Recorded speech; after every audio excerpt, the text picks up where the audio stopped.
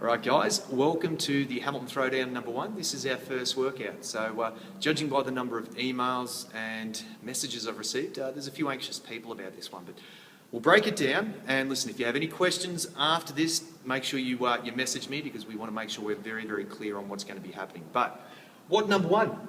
Alright, we're dealing with a 12-minute ascending AMRAP. Alright, so for those that are familiar with this, we've got 12 minutes and we're going to be focusing on getting as many rounds or as many repetitions as possible.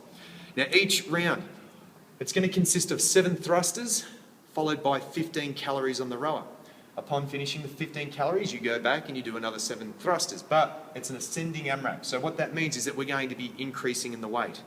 So let's run through. Starting off, the advanced, male and female, you'll be dealing with 60 kilos and 40 kilos for your first round of 7 thrusters. After you've done the 7, then you jump on the row, you do your 15 calories, upon which you go back and then you adjust the weight to 70 kilos and 47.5. So the male's 70, the female's 47.5.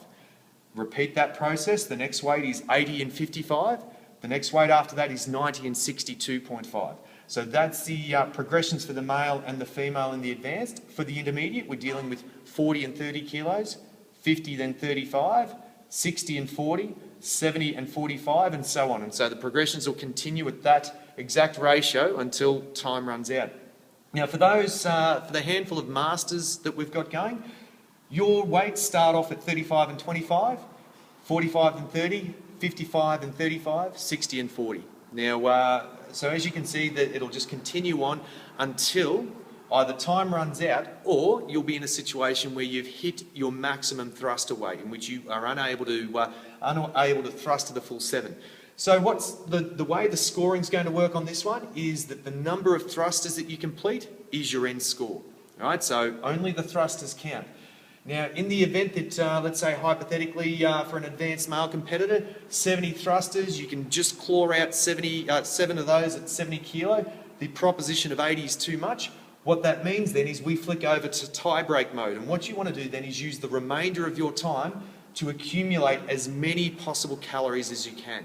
Right, so if you hit that within the 4-minute mark, you've got 8 minutes to accumulate as many calories as you can. So that if there's anyone else stuck on the 70 kilo mark, it'll come back to a tie-break as to who gets the most calories, which will relegate the position. All right, so that's the way it's going to be scoring. Here's a couple of notes that I need you to be very, very aware of. Firstly, the athlete is going to be solely responsible for loading the bar correctly. All right, what does a correctly loaded bar look like? Well, listen, we're dealing with the largest plates on the inside, the smaller plates on the outside. So if you've got a 10 and a 5 kilo, the 10 goes on the inside, the 5 on the outside. We need to have them secured by the collars provided.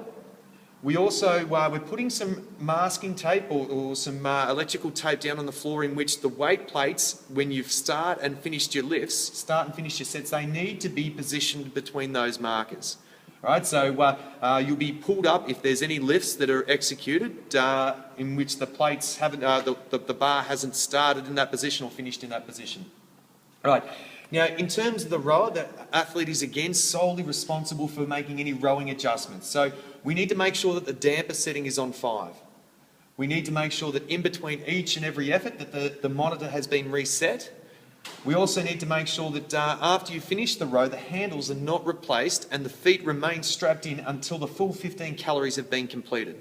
All right, so no reefing it, putting it back and letting it tick over. In the meantime, you've already unstrapped. So needs to hit 15 calories before you unstrap yourself. So that is going to be the athlete's responsibility. Anything which isn't accepted in terms of the athlete not taking on that responsibility, well listen, they're going to be no repped for. Right, so that's the first WOD. Listen, start strategizing. There's going to be a bit of strategy in this one. You're going to need to be familiar with the general instructions, but certainly come up with a bit of a strategy in terms of where your load capacities are going to be, how soon you're going to hit there, and what sort of calories you're going to need to aim for. Happy training, guys.